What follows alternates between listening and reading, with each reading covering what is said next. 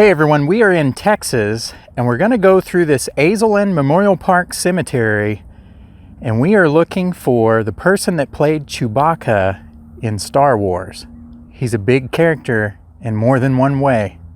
So if you make your way to the far back part of the cemetery, this is where you're going to see Peter Mayhew's grave. It's not this one up front, but go down this sidewalk here and you'll see where he has been laid to rest. It's right here beside this tree. There's no marker yet. I don't know if they're working on something and it just hasn't been placed. I can't imagine him being here without a marker too long. But looking at this, I do think there's a row right through here, and then he happens to be here laying this way. He's a very large man, 7'3", and he was from England, so you may be wondering, why is he here in Texas? Well, he married a lady that was from Texas, but this is his final resting place, and he does, like I said, he doesn't have a marker. I expected to see something here as far as maybe something from the funeral home, a little placard saying his name or something, or some little mementos. I don't see anything at all, but this is his final resting place. You can see where he's had some fresh flowers here, and they have died and withered away, and then there's some silk flowers there as well. Far back part of the cemetery, iconic actor that played Chewie or Chewbacca in Star Wars. A big part of my childhood and a big part of everyone's childhood, and maybe not everyone knows who played that character, or maybe they do, but this is the gentleman that did it. Peter William Mayhew was an English-American actor who was best known for portraying Chewbacca in the Star Wars film series. He was born May 19th, 1944, and died April 30th, 2019 from a heart attack. He played Chewbacca in Star Wars, Empire Strikes Back, Return of the Jedi, Revenge of the Sith, and The Force Awakens. Now, he was not in The Last Jedi, but he was listed in the credits as a Chewbacca consultant. Now, George Lucas needed a tall actor to play the role of Chewbacca, and originally had a 6'6" bodybuilder named David Prowse in mind. But David chose to play the part of Darth Vader instead. And then George Lucas decided to make a casting call, and that's when he discovered Peter, who was a whopping 7'3", and he was immediately cast when he stood up to greet Lucas. While filming the original Star Wars trilogy, Mayhew continued working as an orderly at a hospital in London. Mayhew modeled his performance of Chewbacca after researching the behavior of bears, monkeys, and gorillas that he saw at the London Zoo. Lucas said that Mayhew was the closest any human could possibly be to a Wookiee. The character never had any lines of his own. They were actually sound recordings of different animal noises and then mixed and put together. Mayhew also played the role in a 1978 television film, the Star Wars Holiday Special. I don't know if you guys have seen this. You need to check it out if you haven't. Someone's actually uploaded it to YouTube, and it is so cheesy, it's actually comical. But Peter appeared as the Chewbacca character on The Muppet Show, and he was also known to play the role in commercials as well as special appearances for sick children in hospitals. Peter was honored with a Lifetime Achievement Award in 1997 at the MTV Film Awards, and he did appear in a few other television shows and movies. He wrote a couple books talking about his life growing up as a giant, and in 1999 he married Mary Angie Luker, who was a native of Texas.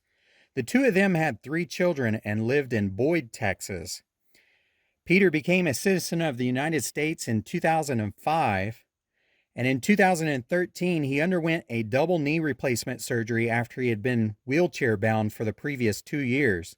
He was still reliant on the wheelchair at the time of the filming for The Force Awakens, but he did have a really cool looking cane, which was a lightsaber. In July of 2008, Mayhew underwent spinal surgery to improve his mobility. On April 30th, 2019, he suffered from a heart attack and died at his home. He is buried here in Reno, Texas. He was just a few weeks shy of his 75th birthday. He was definitely a big part of my childhood. I loved Star Wars as a kid, and I still love it, especially that first trilogy, that first three that came out in 77, 80, and 83.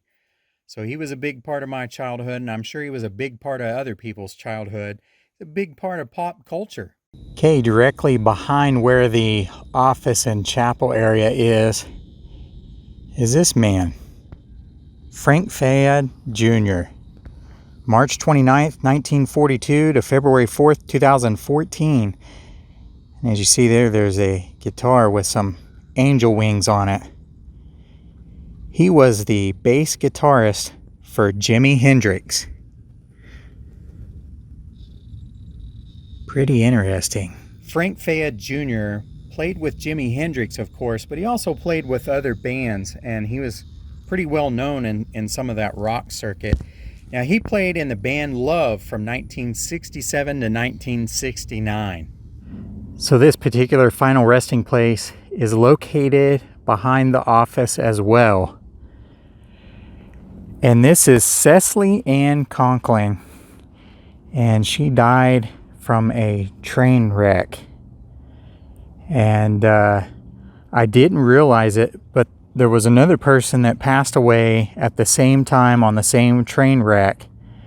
And incidentally, I filmed that person's final resting place, and it's in Hugo, Oklahoma. So I'll include a quick picture of that one. I had no idea. You walk through that cemetery and you don't know the stories, but as I was researching this cemetery, I found this story on her. And she was a clown, and born December 6, 1965. And it says, last walk around January 13th, 1994. The brightest flower is the first to be picked, is what that says. Ringling Brothers and Barnum and Bailey Blue Unit Circus Clown is what it says on that top part.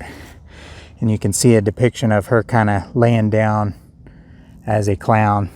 There's also another marker of her right here. Cecily, if you find a dream within your heart, don't ever let it go, for your dreams can be the tiny seeds from which tomorrows grow. Follow your dream. If you look on Find a Grave, there was actually a photo of her here. So I will include a photo so you guys know what she looks like. But pretty interesting to see her here and to know the story and to know that I've visited the final resting place of someone she was associated with. Cecily was a Ringling Brothers and Barnum and Bailey Blue Unit Circus Clown. Her mother was just about to mail a sweater and a package of goodies to her on the morning of January 13th, 1994, when she heard about a circus train derailment. When Cecily didn't phone home for hours, her parents feared the worst. Their worries were confirmed when they learned that she was one of two killed in the wreck. Theodore Servateski, 39 years old, was a leading elephant trainer who headed the Ringling Elephant Farm and performed in the center ring, and he was also killed. And then at least 15 others received minor injuries. On January 18, 1994, laughter, applause, and clown costumes mixed with tears as hundreds of mourners remembered Cecily, who received a standing ovation. Around 450 mourners laughed as they watched a videotape of Cecily's clown antics. On February 14, 1995, the National Transportation and Safety Board reported that a damaged wheel caused the derailment of the train car. The 18-year-old wheel split and flew off. The wheels had been banned from being purchased just 3 years prior, but this particular wheel was installed on the train car in 1990. They also determined that witnesses outside of the train saw passengers looking out and down towards the wheel. Circus officials told investigators that they removed an emergency system that would have alerted the train operators to stop. They were worried workers would inadvertently pull it. They also determined that an intercom system or communication system, similar for those required for commercial trains, would have prevented this. Cecily scrambled to notify the train operators before the 53-car derailment happened. She was smothered to death by cabinets that were ripped loose, broke through the train wall, and buried her. This is the final resting place of Bob Paul Doty, born in Mount Calm, Texas, July 29, 1936. Says he gave his life in the line of duty February 21st, 1978. 20 years in law enforcement and a man of authority, strength, gentleness, love, and a friend to many, and had many a friend. Bobby Paul Doty was born in Mount Calm, Texas in July of 1936. He attended Lamar University and joined the Texas Department of Public Safety as a patrolman in 1958. After 18 years of distinctive service, he transferred to the Texas Rangers. He was based out of Fort Worth because he was familiar with the area. In February of 1978, the Department of Public Safety narcotics officers, Denton County Sheriff's Department officers, and Ranger Doty participated in a drug raid on a residence in Argyle, Texas. During the raid, Gregory Arthur Ott, a student at North Texas State University in Denton, killed Doty by shooting him in the head. Ott was indicted on capital murder charges and sentenced to life. Doty was the first Ranger to die in years. Doty is in the Texas Ranger Hall of Fame. He is survived by his wife and 2 children. I found out through some research that Ott was released on parole on May 25th, 2004. As I was walking the cemetery, I happened to notice these 2 markers here. I've never seen ones like these, but I really like them. They are in the shape of Mississippi license plates like you would see on a car. And then up where the year of when the tag expires and month, you see the date of birth and the date of passing. 1970 to 2006 on this, and then it says Mississippi, Anmar, Lamar. And then I think that the Masters is the last name. Can't read the signature. It looks like an actual signature. This one says 1971 to 1992, Mississippi 1 LTM. Lamar Lance Temple Masters. Okay, LTM as the initials. So maybe those are the initials there too in the middle. Pretty fascinating. I like seeing ones that are different like that. Okay, right in front of those license plates sits this. Anne Marie Masters was her name. And then Lance Temple Masters. Obviously he was a football fan there. Also looks like there was a little place for a picture right there, and it's been removed or broken or something like that. It's no longer there. I do think she might have had one too, as I see 2 little points where it would have been attached. This cemetery is full of markers that depict what the person liked. It may be a car, hunting, fishing, painting, music, bingo. Lots of bingo players in here, but this is the first one I've ever seen. Darrell Ross Wickerson, where there's dominoes on top and they were raised. It really does look like dominoes were placed there. Pretty neat. Makes me think of this old man that lived across the road from me as a kid, and he played dominoes, called them bones.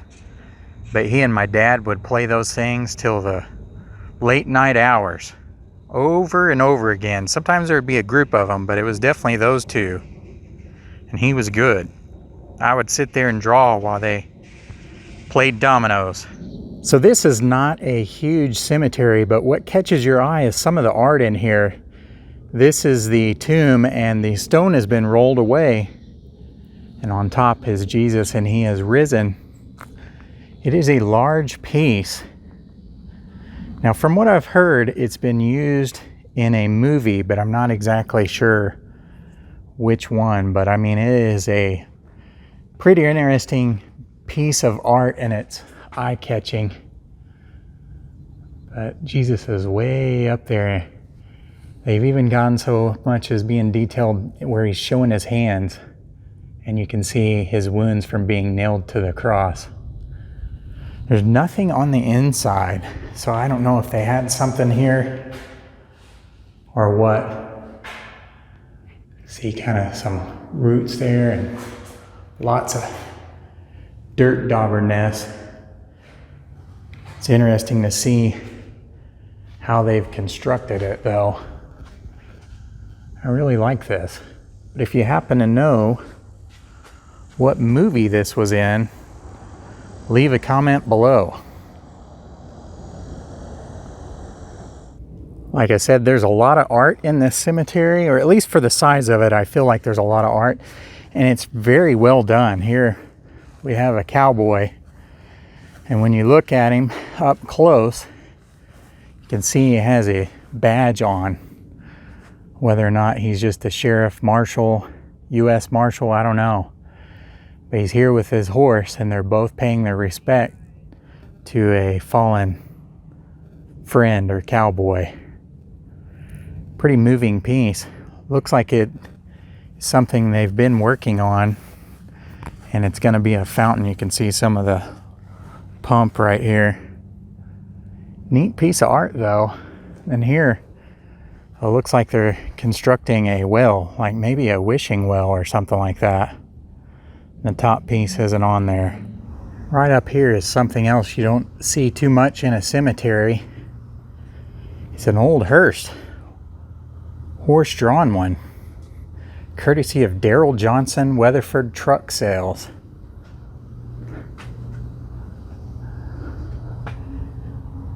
We have some feathers in there or something, but there's also some posts right in through here that would go up in this region here. It's pretty interesting, not only that they have this here, but that it's sitting outside, and it is under shelter here. But definitely something else neat to see in the cemetery. So this is located up towards where the office and chapel are. And I thought I would read these plaques. It's pretty eye-catching. Okay, that's just a scripture from Revelations there. And this says, it's the Azalin prayer room. So that's pretty interesting. I have something on the other side here. Has some kind of stained glass there. But here we have a fountain. It's not actually working, but it's in the shape of a cross, as you guys can see that. And you have Jesus holding his lamb there. So today's cemetery tour had a little bit of everything, and I hope you guys enjoyed it. As always, thanks for watching, and we'll see you guys next time. If you enjoy cemetery tours, you might want to check out a few of the others that I've done.